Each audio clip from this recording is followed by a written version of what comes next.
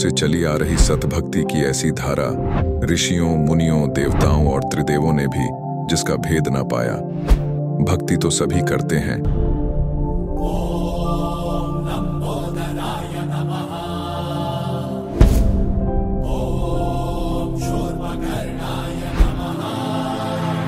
और हरदम यह सोच रहती है कि रहने के लिए आलीशान घर हो, घूमने के लिए बड़े बड़े पार्क हो, खाने पीने के लिए स्वादिष्ट भोजन हो, हम कभी बीमार ना हो, कभी दुखी ना हो और कभी भी ना मरे।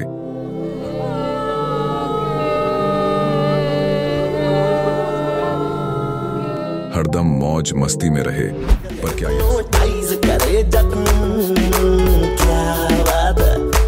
पर क्या यह संभव है? हम सब इतनी भक्ति करते हैं, व्रत करते हैं, श्राद्ध निकालते हैं, कावड़ लेकर आते हैं,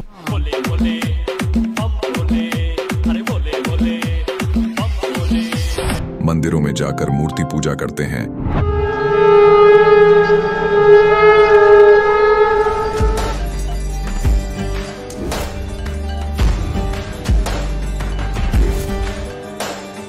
भानुकोटि भास्वरं भवाब्धितारकं परं नीलकण्ठमिप्सितार्थदायकं त्रिलोचनं कालकालमम्बुजाशमक्षशूलमक्षरम्। चर्च में जाकर प्रेयर करते हैं,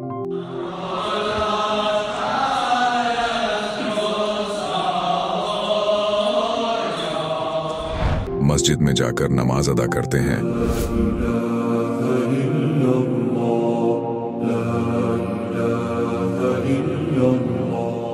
अल्लाहु अकबर कबीरा, और गुरुद्वारों में जाकर माथा टेकते हैं।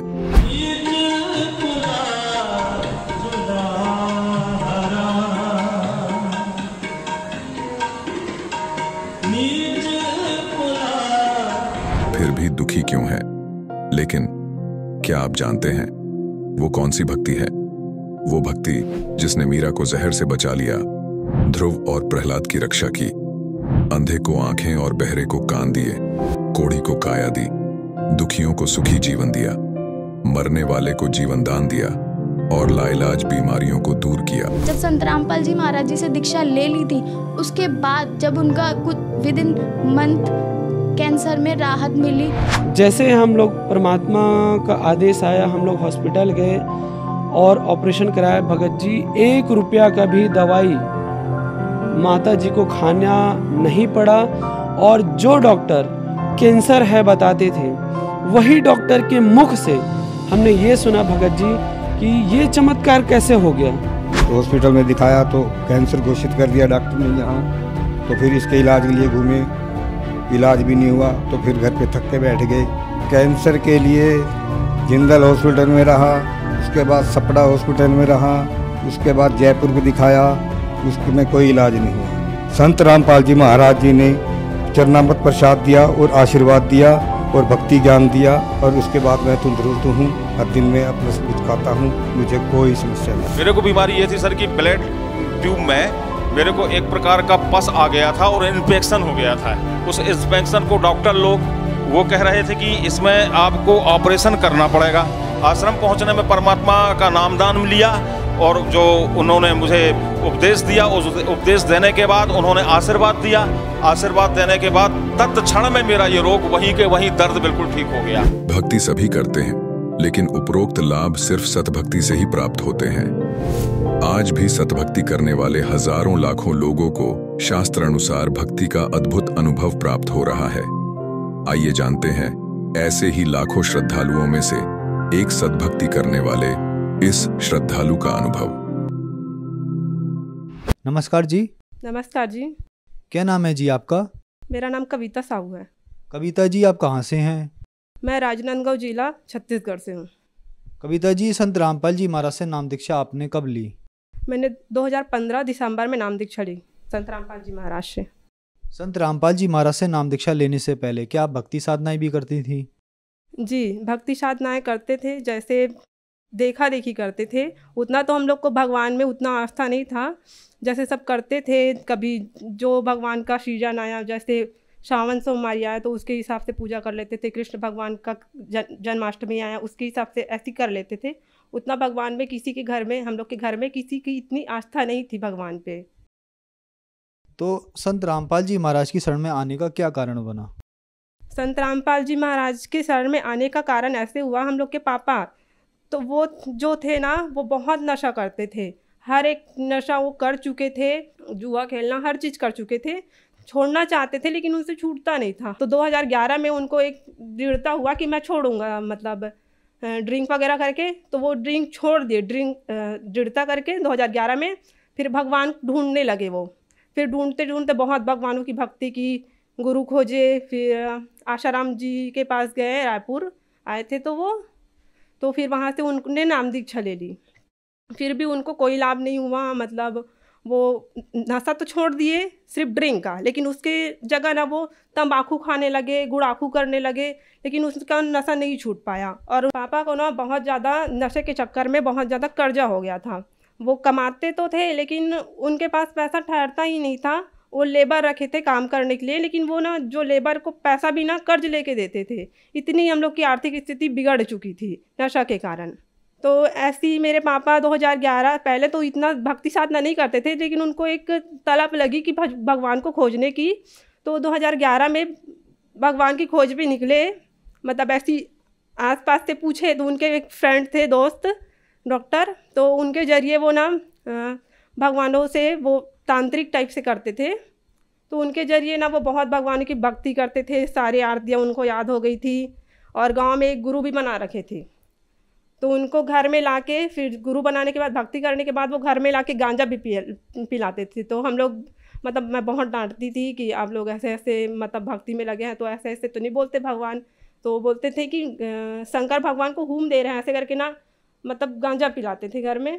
तो इनका मतलब मैं बोलती थी, फिर भी नहीं छूट पाया उनका। तो हम लोग का संत रामपाल जी महाराज के शरण में ऐसे आए सर जी कि पहले एक सीरियल आता था प्रतिज्ञा ऐसे करके, तो सब पहले उसी को देखते थे।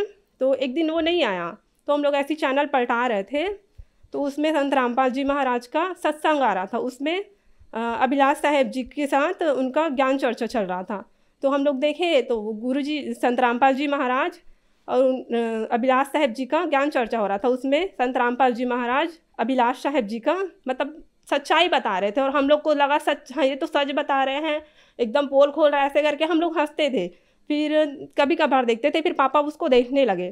फिर वहाँ से पापा नंबर नोट करके, पीली पट्टी आती थी उसके नीचे, तो वहाँ पापा नंबर नोट करके अपने एक दोस्त है डॉक्टर जी, तो उनसे बोल के वो उन्होंने बुक मंगा लिया। फिर उन्होंने बुक पढ़ा।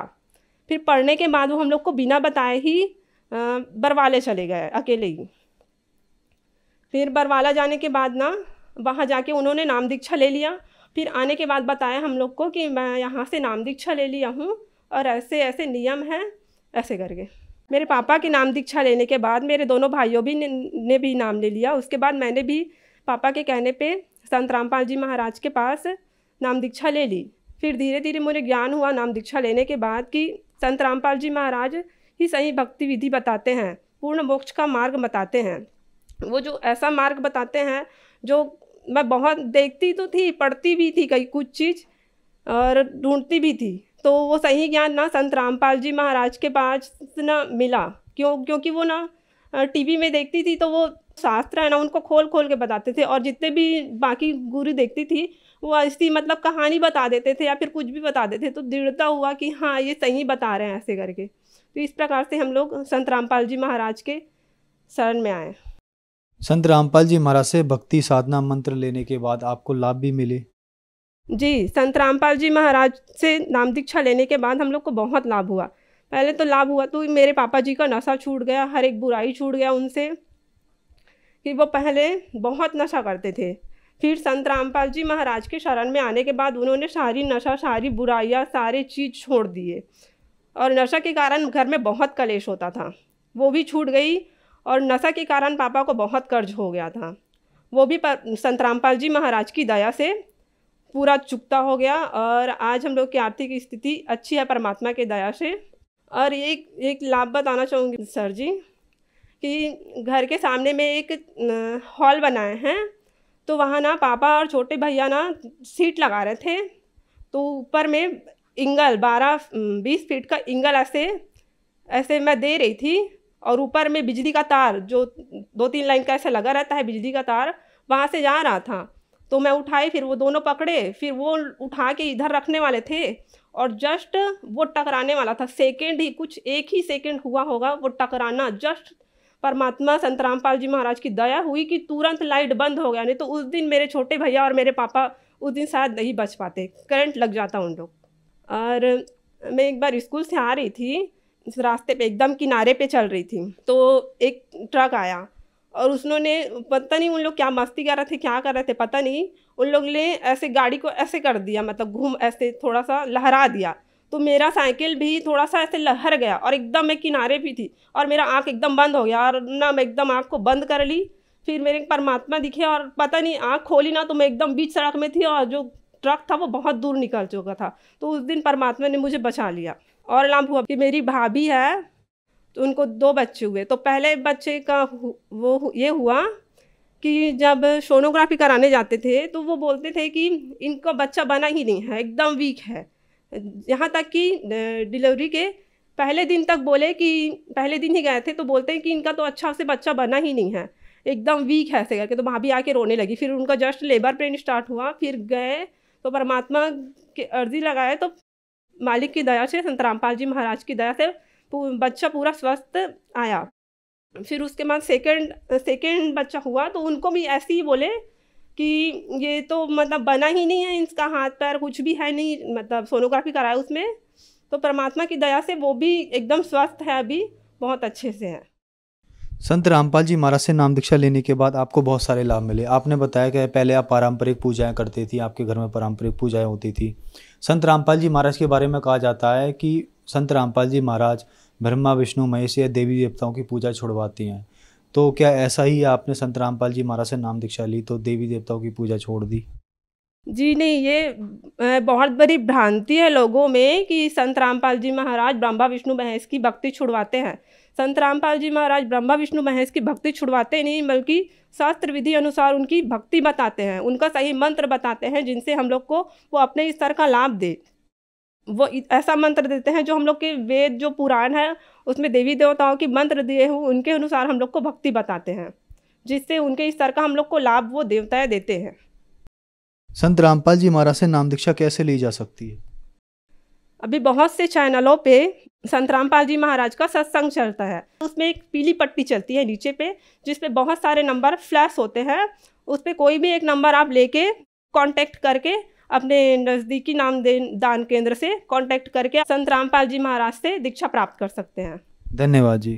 धन्यवाद जी। अब जगत गुरु तत्वदर्शी संत रामपाल जी महाराज जी के सत्संग के माध्यम से उस अद्वितीय आध्यात्मिक ज्ञान के बारे में जानते हैं जिसके माध्यम से आप भी प्राप्त कर सकते हैं ऐसे आध्यात्मिक, मानसिक और भौतिक सुख जो अभी तक आपने सिर्फ मीराबाई, ध्रुव, प्रहलाद जैसे कुछ ही भक्तों की जीवन कथा में सुने होंगे। अब सुनिए तत्वदर्शी संत के संग शास्त्र अनुकूल भक्ति सत्संग, ऐसा अद्वितीय आध्यात्मिक ज्ञान जिसका है सर्वधर्मों के पवित्र शास्त्रों में प्रमाण। ब्रह्मा जी ने पूछा, प्रभु आप देवताओं के अध्यक्ष, जगत के स्वामी और भूत भविष्य एवं वर्तमान सभी जीवों के एकमात्र शासक हैं। ब्रह्मा जी विष्णु जी को यहाँ सबसे बड़ा भगवान बताने की चेष्टा कर रहा है। भगवान फिर आप क्यों तपस्या कर रहे हैं और आप किस देवता की आराधना में ध्यान मग्न? मुझे असीम आश्चर्य तो यह हो रहा कि आप देवेश्वर एवं सारे संसार के शासक होते हुए समाधि लगाए बैठे हैं। ब्रह्मा जी के विनीत वचन सुनकर भगवान श्री हरि यानी विष्णु जी उनसे कहने लगे, ब्रह्मन सावधान होकर सुनो, मैं अपने मन का विचार व्यक्त करता हूं। देवता, दानव, मानव सब यही जानते हैं कि तुम सृष्टि करते हो, मैं पालन करता हूं, शंकर संहार किया करते हैं, किंतु फिर भी वेद के पारगामी पुरुष अपनी युक्ति से यह सिद्ध करते हैं कि रचने, पालने और संहार करने की यह योग्यता जो हमें मिली है इसकी अधिष्ठात्री शक्ति देवी है।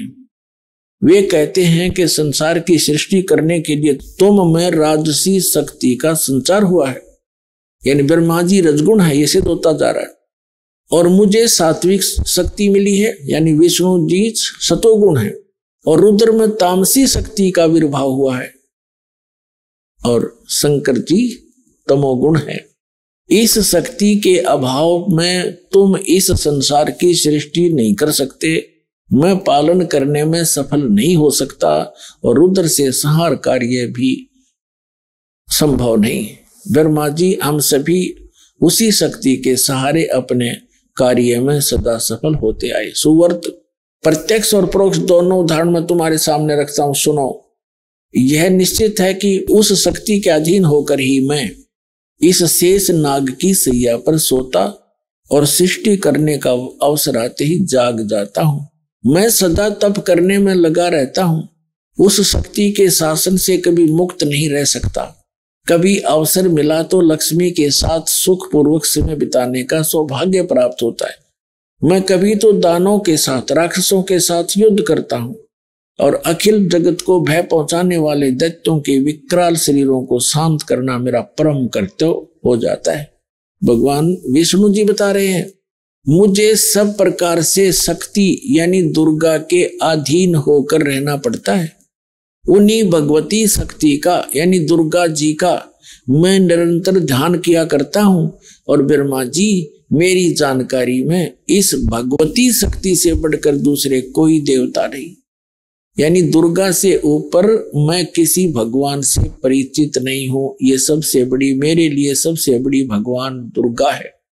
अपना तुम इस थोड़े से उल्लेख में अपने सदग्रंथों से यह सिद्ध हो जाएगा कि यह दातम मार्ग का ना विष्णु न पता, न ब्रह्मा न पता, न शंकर ने, न नारद जी ने, न व्यास जी ने, और सतयुग के ब्राह्मणों को नहीं पता तो त्रेता द्वापर कलयुग वालों को तो पता ही कैसे होगा।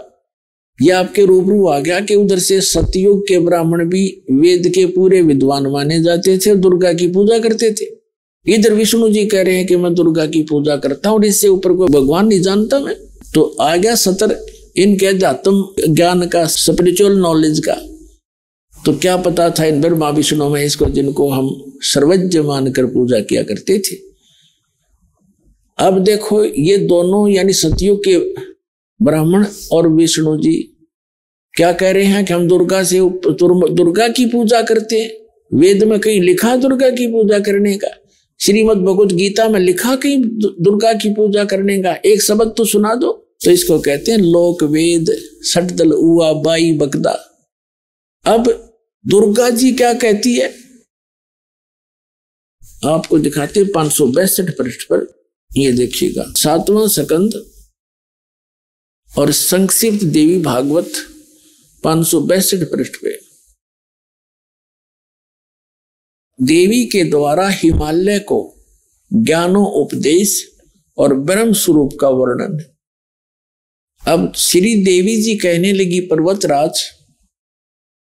अब दुर्गा जी पहले तो अपने विषय बताती है, फिर कहती है नहीं, उस ब्रह्म का क्या स्वरूप है यह बतलाया जाता है, जो प्रकाश स्वरूप सबके अत्यंत समीप में स्थित हृदय रूप गुहा में स्थित होने के कारण गुहाचर नाम से प्रसिद्ध और महान पद अर्थात परम प्राप्य है। यहां फिर आ गया, वह समस्त प्रजा के ज्ञान से परे है, अर्थात किसी की बुद्धि में आने वाला नहीं है, ऐसा तुम जानो। जो परम प्रकाश रूप है, जो सूक्ष्म से भी अत्यंत सूक्ष्म है, जिसमें संपूर्ण लोक और उन लोकों में निवास करने वाले प्राणी स्थित हैं, वही यह अक्षर ब्रह्म है। वही सबके प्राण है, वही सबकी वाणी है और वही सबके मन है। वह यह परम सत्य अमृत अविनाशी तत्व है। सौम्य उस वेदने योग्य लक्ष्य का तुम वेदन करो, मन लगाकर उसमें तन्मय हो जाओ। सौम्य उपनिषद में कथित महान अस्त्र रूप धनुष लेकर उस पर उपासना द्वारा तीक्ष्ण किया हुआ बाण संधान करो और फिर भावानुगत चित्त के द्वारा उस बाण को खींचकर उस अक्षर रूप ब्रह्म को लक्ष्य बनाकर वेदन करो। प्रणव माने ओम, धनुष है, जीवात्मा बाण है और ब्रह्म को उसका लक्ष्य कहा जाता है।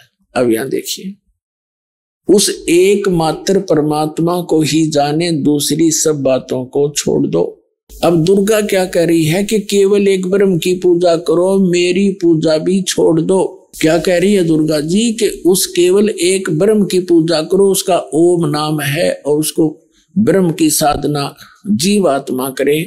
अपनी साधना भी कर रही है, मेरी भी पूजा मत करो, एकमात्र उसी की साधना करो। ये देखो, उस एकमात्र परमात्मा को ही जाने, दूसरी सब बातों को छोड़ दे। यही अमृत रूप परमात्मा के पास पहुंचाने वाला पुल है। संसार समुद्र से पार होकर अमृत स्वरूप परमात्मा को प्राप्त कराने का यही सुलभ साधन है। इस आत्मा का ओम के जप के साथ ध्यान करो। इससे अज्ञान में अंधकार से सर्वथा परे और संसार समुद्र से उस पार जो ब्रह्म है उसको पा जाओगे, तुम्हारा कल्याण हो। स्पष्ट कर दिया कि ओम नाम ब्रह्म का है और इस ओम नाम के जाप से ब्रह्म को पाने का उद्देश्य रखकर साधना करो, तुम उसको प्राप्त कर जाओगे। और वो कहाँ रहता है? वह यह सब का आत्मा ब्रह्म, ब्रह्मलोक रूप दिव्य आकाश में स्थित है। वहां रहता ब्रह्मलोक में ये ब्रह्म। अपने आत्मा यदि ये दास मौखिक ये वचन कहकर छोड़ देता और प्रथम बार कोई पुण्यात्मा ये वचन सुनता तो वो शायद टीवी बंद करके बैठ जाता और औरों को भी कहता कि वो तो निंदा करता है, झूठ बोलता है। और अब क्या कहोगे कि ये विश्व में यदि सत्य ज्ञान है तो रामपाल के पास है, न विश्व में किसी के पास ज्ञान नहीं।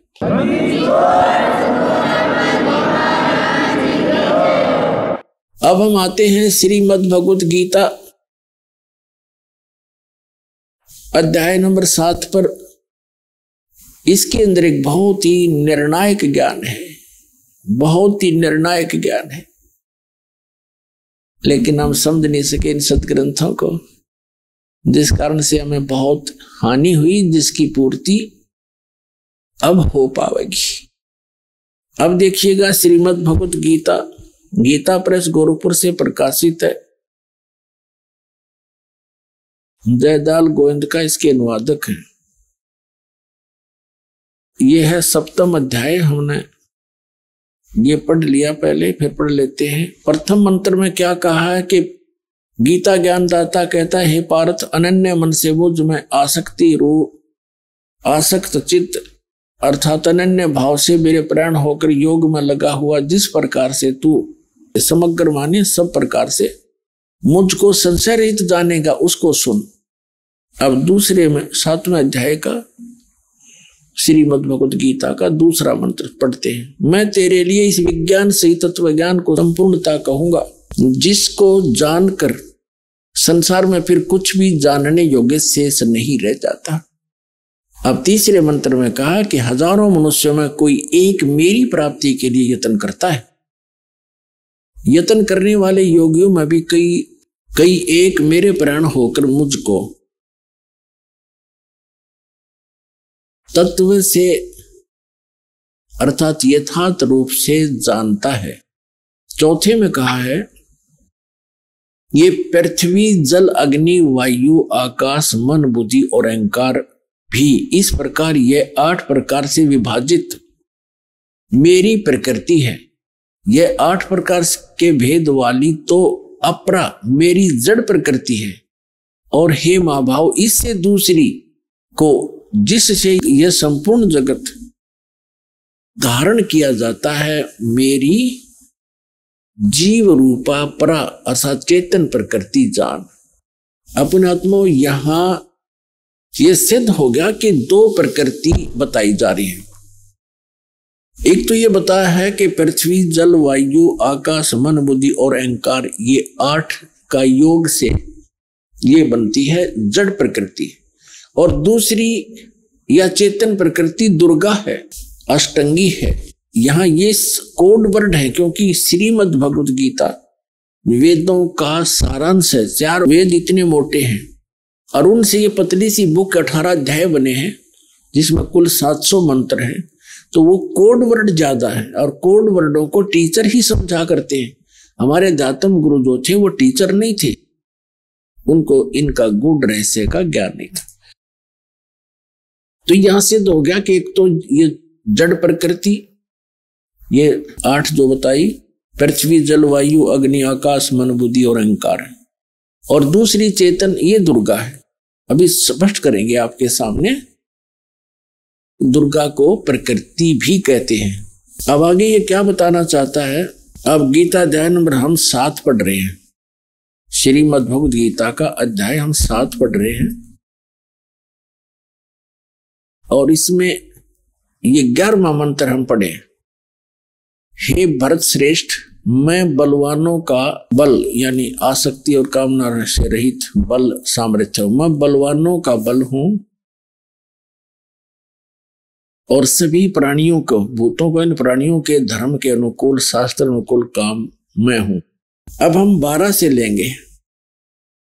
इसमें क्या बताया कि और भी जो सतगुण से उत्पन्न होने वाले भाव हैं, जो रजोगुण तथा तमोगुण से होने वाले भाव हैं, उन सब को मुझसे होने वाले हैं ऐसा जान, परंतु वास्तव में उनमें मैं और वे मुझ में नहीं है। अब यहाँ क्या प्रसंग है। ये श्रीमद् भगवद गीता में गीता ज्ञान दाता कौन है। ये श्री ब्रह्मा विष्णु महेश जी के पिताजी हैं, जो श्रीमद् भगवद गीता को बोल रहे हैं श्री कृष्ण में प्रवेश करके। अब यहाँ पर थोड़ा सा ये कंसेप्ट और क्लियर करना पड़ेगा कि श्रीमद् भगवद गीता का ज्ञान किसने दिया, क्योंकि श्रीमद् भगवद गीता को समझने के लिए ये जानना अनिवार्य है कि श्रीमद् भगवद गीता का ज्ञान श्री कृष्ण नहीं बोल रहा, श्री कृष्ण के अंदर प्रवेश करके ये ब्रह्म बोल रहा है, सरपुरुष बोल रहा है, ये काल बोल रहा है। यहां थोड़ा सा हिंट देंगे ताकि श्रीमद् भगवद गीता आपके बहुत आसानी से समझ में आएगी।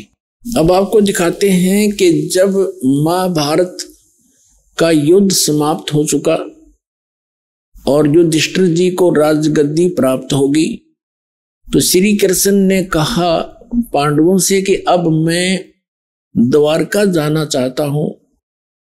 तब अर्जुन ने कहा कि भगवान, आप जी ने जो युद्ध के समय मुझे ज्ञान सुनाया था, श्रीमद् भगवद गीता जिसको कहते हैं, वो बुद्धि के दोष से मैं भूल गया। उसी ज्ञान को प्रभु एज इट इज सुनाना, फिर से सुनाना, हमें एक सत्संग करके जाना, ताकि हम आपके द्वारा दिए गए वचनों के आधार से हम अपना आगे राज्य भी करें और जीवन भी सफल करें। तो उसके विषय में आपको दिखाते हैं। यह है संक्षिप्त महाभारत द्वितीय खंड, गीता प्रेस गोरखपुर से प्रकाशित है।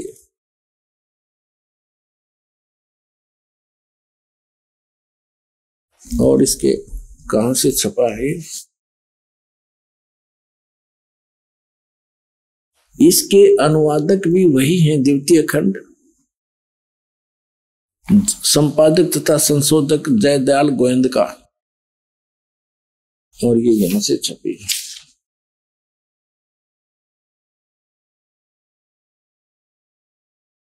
अब हम इसके आपको 667 पृष्ठ पर ले चलते हैं। ये है 667 पृष्ठ, और यहां से हम शुरू करते हैं। अश्वमेधिक पर्व, अर्जुन का श्री कृष्ण से गीता का विषय पूछना और कृष्ण का अर्जुन से सिद्ध महर्षि और कश्यप का संवाद।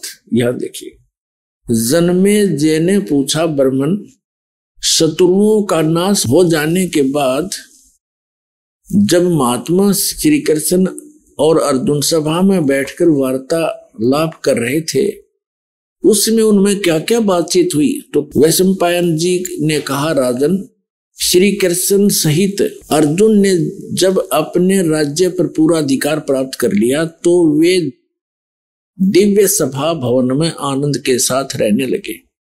एक दिन सज्जनों से घिरे हुए वे दोनों मित्र सब इच्छा से घूमते घूमते सभा मंडप के ऐसे भाग में पहुंचे जो स्वर्ग के समान सुंदर था। पांडु नंदन अर्जुन श्री कृष्ण के साथ रहकर बहुत प्रसन्न थे। उन्होंने एक बार उस रमणीय सभा की ओर दृष्टि डालकर भगवान से ये वचन कहा, देवकी नंदन, जब युद्ध का अवसर उपस्थित था उसमें मुझे आपके माध्यम का ज्ञान और ईश्वरीय स्वरूप का दर्शन हुआ था, किंतु केशव आपने स्नेहवश पहले मुझे जो ज्ञान का उपदेश किया था वह सब इस समय बुद्धि के दोष से भूल गया है। उन विषयों को सुनने के लिए बार बार मेरे मन में उत्कंठा होती है। इधर आप जल्दी ही द्वारका जाने वाले हैं, अतः पुनः वह सब विषय मुझे सुना दीजिए। अब कहने का भाव ये है कि अर्जुन कह रहा है कि कृष्ण जी से कि आपने युद्ध के समय जो मुझे गीता वाला ज्ञान बताया था मैं बुद्धि के दोष से भूल गया, मुझे वही ज्ञान फिर बताओ। अब श्री कृष्ण जी क्या कहते हैं देखिए, वैशंपायन जी कहते हैं, अर्जुन के ऐसे कहने पर वक्ताओं में श्रेष्ठ महातेजस्वी भगवान श्री कृष्ण ने उन्हें गले से लगाकर इस प्रकार उत्तर दिया। श्री कृष्ण बोले, अर्जुन, उस समय मैंने तुम्हें अत्यंत गोपनीय विषय का श्रवण कराया था। अपने स्वरूपभूत धर्म सनातन पुरुषोत्तम तत्व का परिचय दिया था और नित्य लोकों का भी वर्णन किया था, किंतु तुमने जो अपनी नासमझी के कारण उस उपदेश को याद नहीं रखा, यह जानकर मुझे बड़ा खेद हुआ। इन बातों को अब पूरा पूरा समन होना संभव नहीं जान पड़ता। श्री कृष्ण जी के बोल हैं, ये सुन जानते पढ़ियो। पांडु नंदन, निश्चय तुम बड़े श्रद्धाहीन हो, तुम्हारी बुद्धि अच्छी नहीं जान पड़ती। अब मेरे लिए उस उपदेश को ज्यों का त्यों दोहरा देना कठिन है, क्योंकि उस समय योग युक्त होकर मैंने परमात्म तत्व का वर्णन किया था।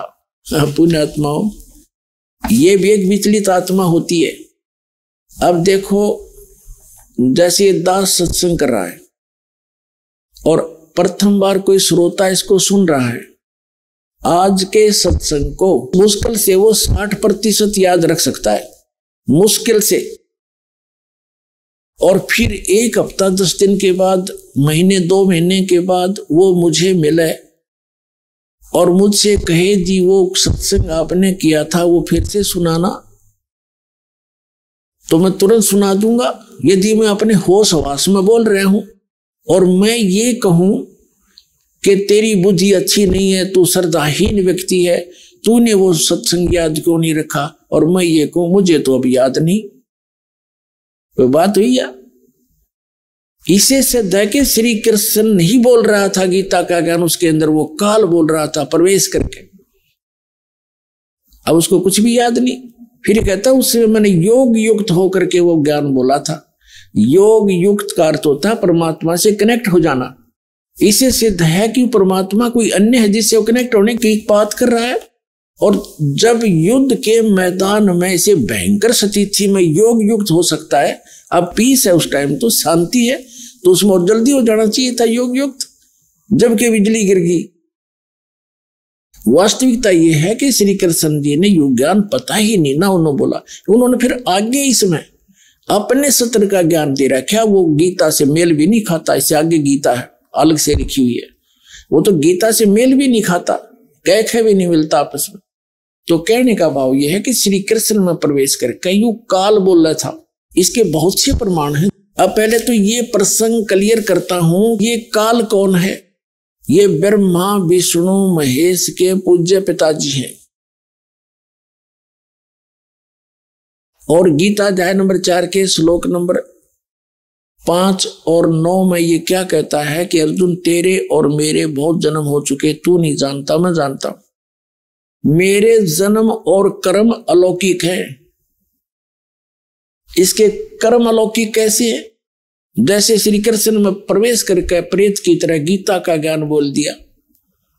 अब आज तक यही रट लगा रखी थी, श्री कृष्ण जी ने गीता बोली, श्री कृष्ण जी ने गीता बोली, और बोली काल ने।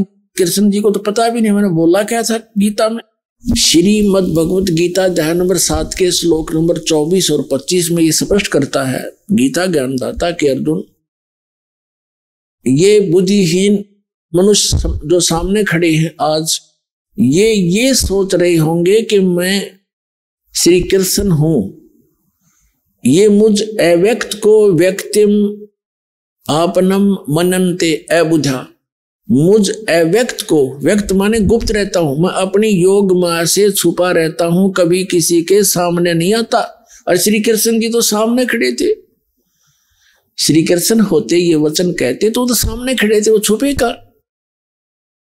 तो ये कहता मैंने प्रतिज्ञा, मेरी ये अटल प्रतिज्ञा है तो ये घटिया पर मेरी अटल प्रतिज्ञा, अविनाशी प्रतिज्ञा है, मैं कभी किसी के सामने नहीं आता। तो ये क्या करते रहे, जैसे आपको बहुत बार दिखाया है, श्री शिव महापुराण के अंदर रुद्र संहिता के अंदर आता है, एक बार ब्रह्मा और विष्णु का इस बात पर युद्ध हो गया। ब्रह्मा जी कहते हैं मैं सारी सृष्टि का रचनहार हूं और आपकी भी उत्पत्ति मेरे से हुई है, विष्णु जी को कहते हैं। और विष्णु जी कहते हैं कि आप मेरी नाभि कमल से उत्पन्न हुए हो, मैं सबका, सारी सृष्टि का रचने वाला मैं हूं, सबका पिता हूं, तू मेरा पुत्र है। ब्रह्मा जी कहते विष्णु जी के तू मेरा पुत्र है। अब इनको ये भ्रम कैसे हुआ, इनको ये भ्रम ऐसे होता है जैसे ऋषि लोगों ने समाधिस्थ होने की चेष्टाएं की और इसने प्रतिज्ञा कर रखी है मैं कभी अपने ओरिजिनल रूप में दिखाई नहीं दूंगा, किसी को दर्शन नहीं दूं। तो इसने क्या की, ये क्या करता है, जैसे ऋषि महर्षियों ने समाधिस्थ हुए और समाधि दशा में किसी को ब्रह्मा के रूप में दर्शन दे दिए, उस ऋषि ने सब जगह जो है गुणगान कर दिए कि ये ब्रह्मा जी स्वयं मालिक है, ये अपने आप को छुपाए बैठे, ये जगत पिता है, मैंने समाधि दशा में इनके दर्शन हुए। इस बात से ब्रह्मा जी फूल गए, 10, 20, 50 ने ऐसे कह दिया और किसी को विष्णु जी के रूप में दर्शन दे दिए। तो उसने कहा कि विष्णु जी यही पूर्ण परमात्मा है, मैंने समाधि दशा में इनके दर्शन हुए, ये अपने आप को छुपाए हुए, ये जगत के मालिक है, जगत के रचने वाले हैं, ये समर्थ है। तो उससे विष्णु जी को भ्रम हो गया कि मैं ही रचने वाला हूं, सारे मुझे ही कहने लग रहे। किसी को शंकर भगवान के रूप में दर्शन दे दिए समाधि दशा में, अंदर अंतःकरण में। तो उसने बता दिया कि शंकर भगवान जो ये बैठे तमोगुण, यही सर्वशक्तिमान है, कालज्ञ, मृत्युंजय, सर्वज्ञ, सारी सृष्टि के रचना। तो वहां ब्रह्मा और विष्णु जी को भ्रम हो गया, तो उनका युद्ध हो गया। फिर वो बीच में एक स्तंभ खड़ा करा, पिलर खड़ा करा, लिंग, तो उन दोनों का युद्ध समाप्त किया। तब ये काल आ गया अपने पुत्र शिव का रूप धारण करके, ये अपने वास्तविक रूप में नहीं आता। इसका वास्तविक रूप कौन सा है, जो श्रीमद् भगवत गीता का ज्ञान देते समय युद्ध के मैदान में दिखा था इसने, 1000 भुजा का है, ये सहस्रा बाहु है। ये ब्रह्मा विष्णु महेश केवल 4 भुजा बना सकते हैं, दुर्गा केवल 8 भुजा बना सकती है, इससे ज्यादा नहीं है। और ये 1000 भुजा से लेकर और 10 भुजा और 4 भुजा और 2 भुजा में बना सकता है। तो ये ऐसे अपना वास्तविक रूप इसका वो 1000 भुजा, वो काल रूप है, वो इसका वास्तविक रूप है। तो उस वास्तविक रूप में ये कभी किसी को दर्शन नहीं देता, इसने प्रतिज्ञा कर रखी है। तो इसी का एक प्रमाण दिखाते हैं श्री विष्णु पुराण के अंदर कि एक बार राक्षसों का और देवताओं का युद्ध हो गया। देवता युद्ध में हार गए और राक्षस विजयी हो गए। देवता वहां से भागकर समुद्र के किनारे जाकर के तपस्या करने लगे, हे भगवान, हे सच्चिदानंद, हे सर्वशक्तिमान, हे शेषया पर विराजमान होने वाले, वो करने लगे स्तुति। तो विष्णु रूप धारण करके यूं काल आ गया और इसने उनसे कहा कि तुम्हारा जो भी अभिष्ट है, मन में जो तुम्हारे दुख है, वो मैंने जान लिया है और मैं ऐसे ऐसे करूंगा। पढ़ के सुनाता हूं आपको, फिर अच्छा समझ में आएगा। ये देखिएगा श्री विष्णु पुराण गीता प्रेस गोरखपुर से प्रकाशित। इसके कौन है अनुवादक? श्री मुनीलाल गुप्त। और ये कहां से प्रकाशित है, कहां से छपी है? ये यहीं से प्रकाश से कोई मुद्रक है, गीता प्रेस गोरखपुर, गोविंद भवन कार्यालय कोलकाता का संस्थान। ये इनके फॉर्म और फैक्शन। ये है चतुर्थ अंश और ये 233 पृष्ठ पे। हम यहां पढ़ेंगे पुरिंजय का भी एक दूसरा नाम पढ़ा, यहां लिखा कि पूर्व काल में त्रेता युग में एक बार अति भीषण देव असुर संग्राम हुआ, देवताओं और राक्षसों का युद्ध हुआ। उसमें महाबलवान दैत्य गण से पराजित हुए देवताओं ने भगवान विष्णु की आराधना की। तब आदि अनंत शून्य अशेष जगत प्रतिपालक श्री नारायण ने देवताओं को प्रसन्न होकर कहा, आप लोगों का जो कुछ अभिष्ट है वह मैंने जान लिया है। उसके विषय में यह बात सुनिए। राज ऋषि ससाद का जो पुरंजय नामक पुत्र है, उस अक्षत्रिय श्रेष्ठ के शरीर में मैं अंश मात्र से अवतीर्ण होकर उन संपूर्ण दैत्यों का नाश करूंगा। तुम लोग पुरंजय को दैत्यों के वध के लिए तैयार करो। कहता है मेरे कर्म अलौकिक हैं। ये कर्म अलौकिक क्यों है कि पुरंजय के अंदर जो पुरंजय को खड़ा कर लिया, असुर और देवता अपने सामने युद्ध के लिए खड़े हो गए और यू काल जो है पुरंजय के शरीर में प्रवेश कर गया और वह राक्षसों को मार डाला। अभी आपने सुने जगत गुरु तत्वदर्शी संत रामपाल जी महाराज के मंगलमय सत्संग प्रवचन। आइए अब सुनते हैं उन भक्तों के अनुभव जिन्होंने संत रामपाल जी महाराज के प्रमाणित ज्ञान से प्रभावित होकर नाम दीक्षा लेकर अनेकों लाभ प्राप्त किए। बहन जी नमस्कार। नमस्कार भाई। क्या नाम है आपका? मेरा नाम शरणजीत कौर है। कहाँ से आए? मैं गोविंदगढ़ पंजाब से हूँ।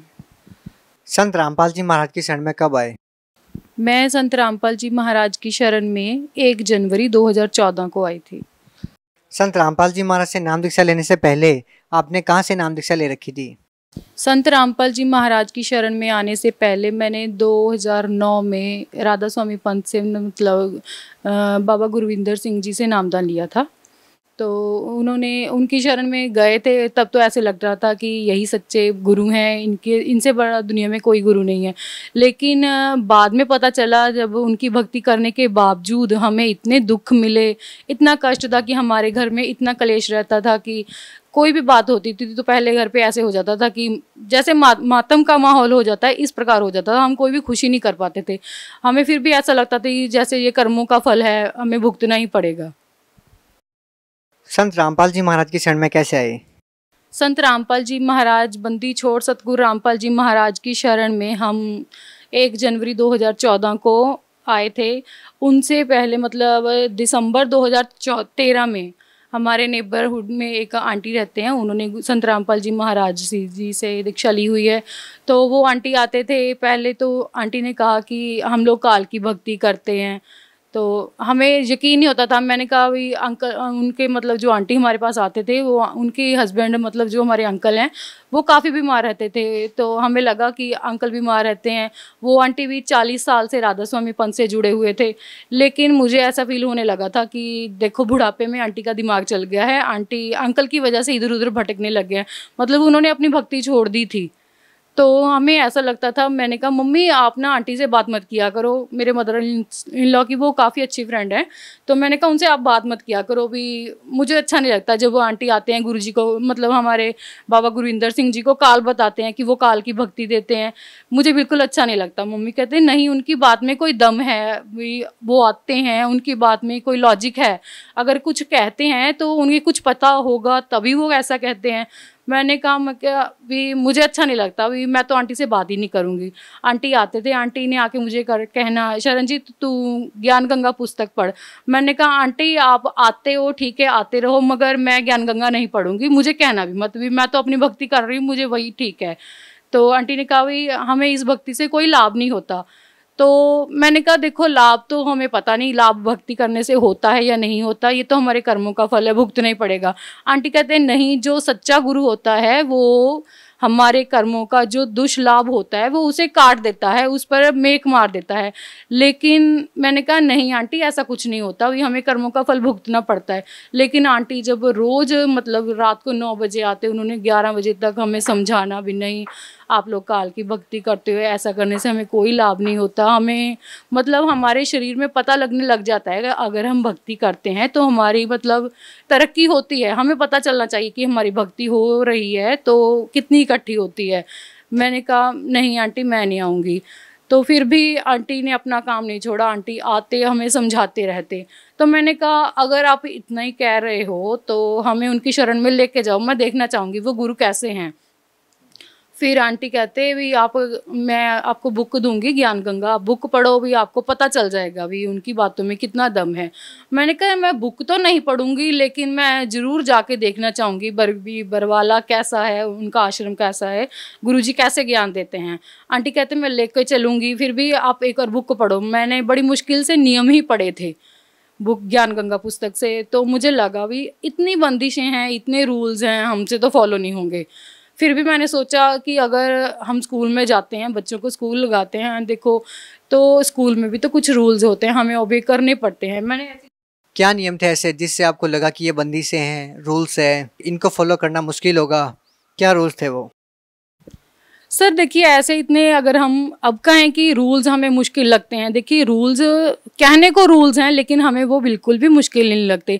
जैसे उसमें ऐसे ही था कि हमें ना तो आशीर्वाद लेना है ना देना है। हमने मतलब मुझे ऐसे पहले फील होता था कि अगर हम बड़ों के पैर नहीं छुएंगे तो हमें कैसे कहेंगे देखो इनकी बहुएं कैसी हैं, दूसरों का सम्मान नहीं करती। लेकिन अब हमें पता चल रहा है कि अगर हम किसी को दुआ या बद्दुआ देते हैं इससे हमारी ही भक्ति में कमी आती है, दूसरे का ना तो कुछ फलता है ना उसका कुछ घटता है, इससे सिर्फ हमारा ही लॉस होता है दोनों बातों में। तो संत रामपाल जी महाराज एक स्वच्छ समाज तैयार कर रहे हैं इन रूल्स के आधार पर।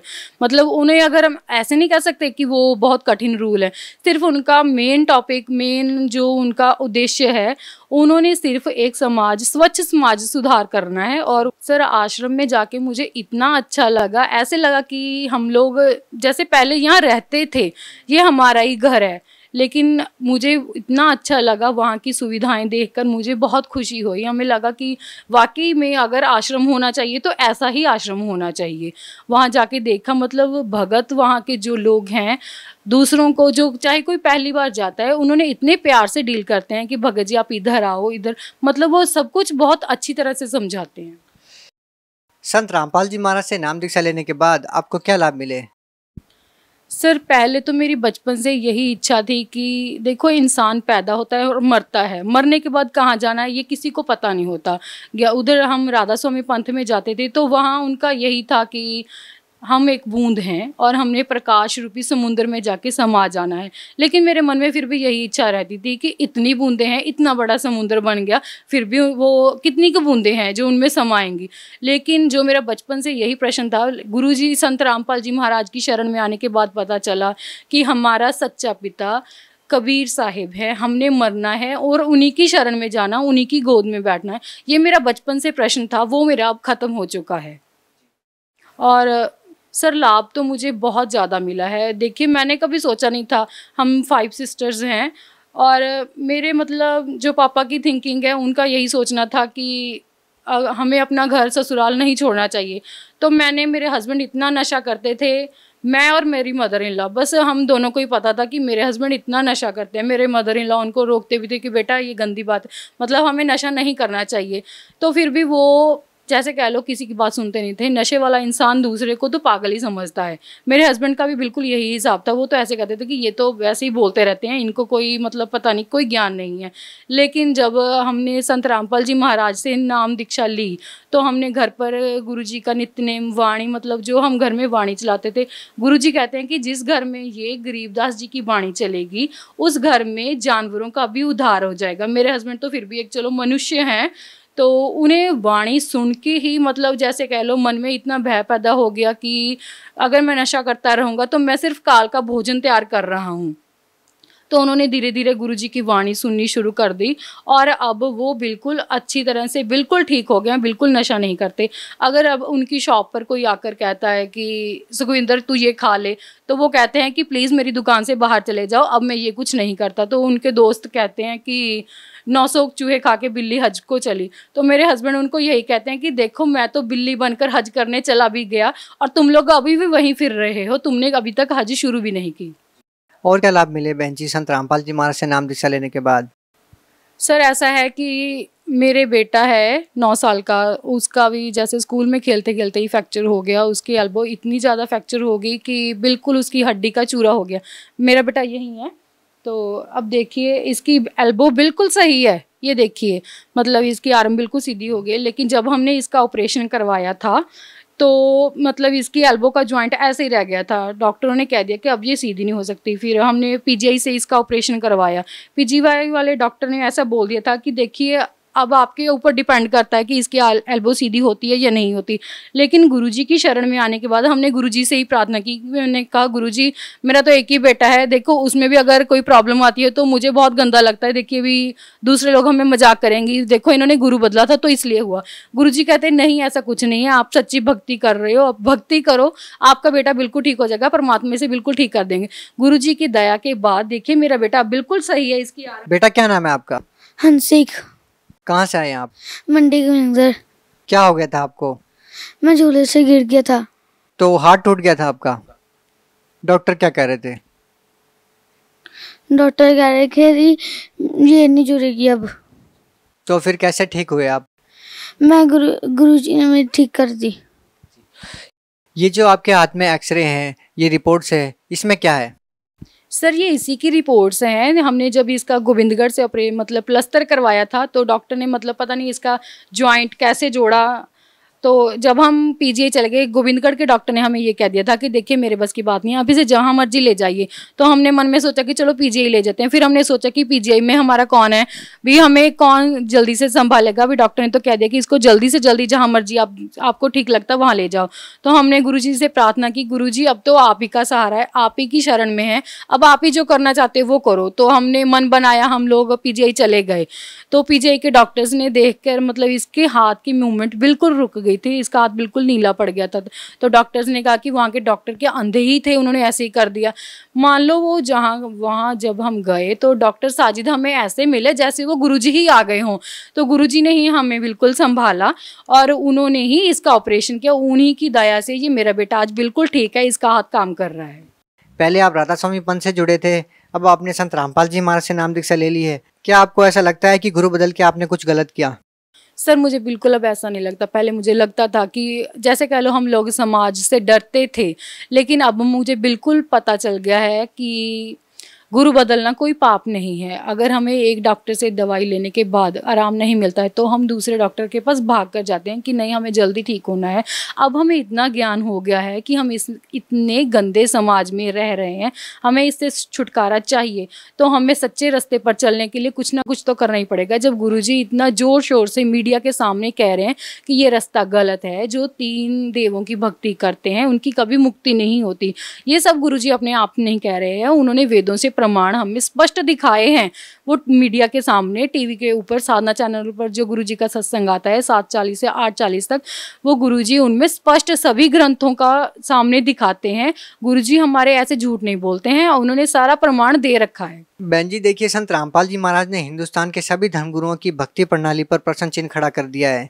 अब लोगों के सामने समस्या ये खड़ी हो गई है कि लाखों वर्षों से चलती आ रही पूजा पद्धति को छोड़े या न छोड़े, क्योंकि संत रामपाल जी महाराज जिस तरह से भक्ति के ऊपर प्रश्न चिन्ह खड़ा कर रहे हैं और बता रहे हैं कि आप लोगों की जो भक्ति है वो वेदों के अनुसार नहीं है, तो लोगों के सामने क्या रास्ता बचता है? क्योंकि लोग परेशान इसलिए हैं कि उन्होंने जो इतने साल तक भक्ति की उसका उनको क्या बेनिफिट मिलेगा और आगे उनके लिए क्या रास्ता बचता है।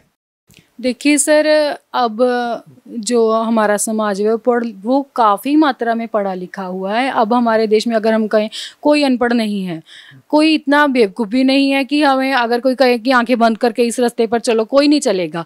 अब सबको पता है कि हमारा इसमें बेनिफिट है या लॉस है, सबको पता है। सर हमारे गुरुजी तो सामने दिखाते हैं, उन्होंने कोई भीड़ इकट्ठी नहीं करनी है कि मेरे आश्रम में इतनी संगत हो जाए, वो तो स्पष्ट दिखाते हैं कि बेटा देखो ये सही रास्ता है। हमें खुद पता है, अगर हम 10 रुपए की भी चीज़ खरीदते हैं तो हम बहुत परख के खरीदते हैं कि नहीं हमारा इसमें लॉस ना हो जाए। देखिए गुरु तो हमारा ऊपर तक का है, मतलब स्वर्ग धाम तक का अगर हम कह लें कि वहाँ तक हमारी रिस्पॉन्सिबिलिटी लेते हैं।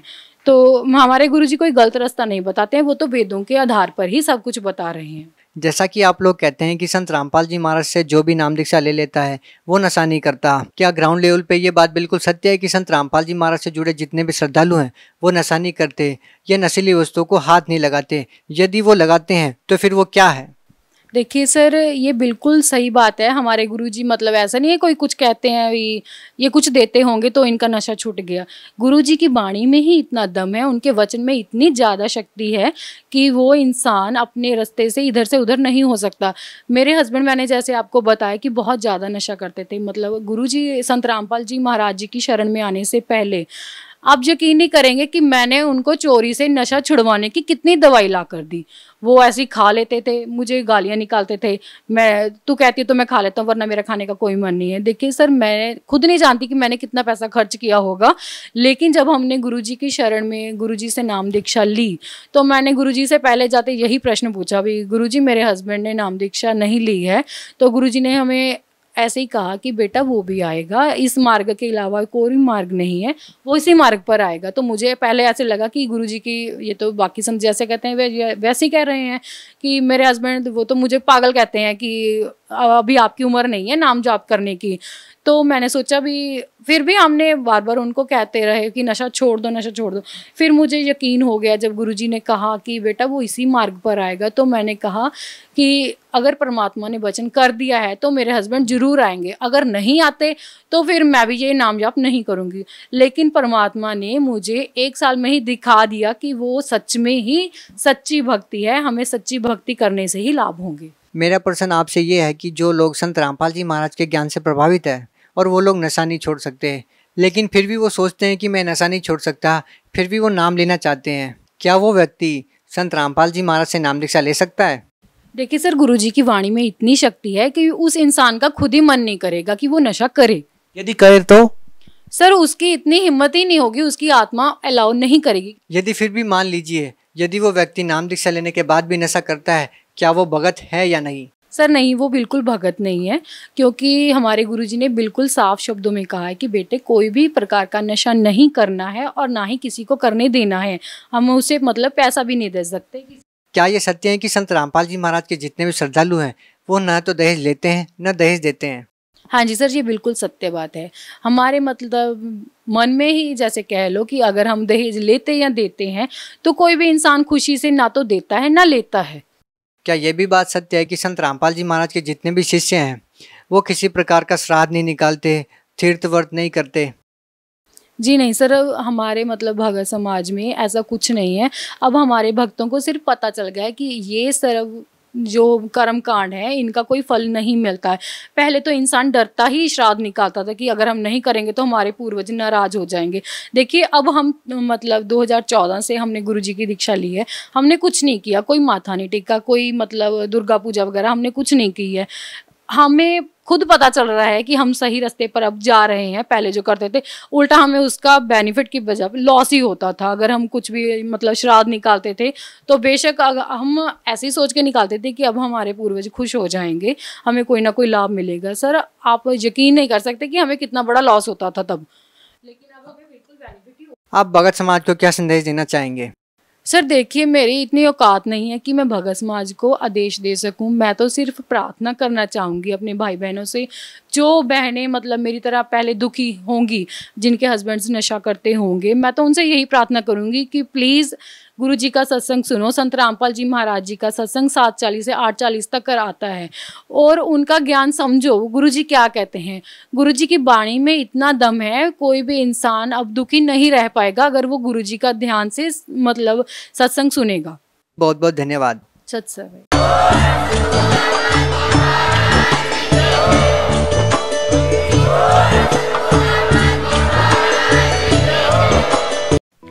आप सुन रहे थे जगत गुरु तत्वदर्शी संत रामपाल जी मंगल प्रवचन। अधिक जानकारी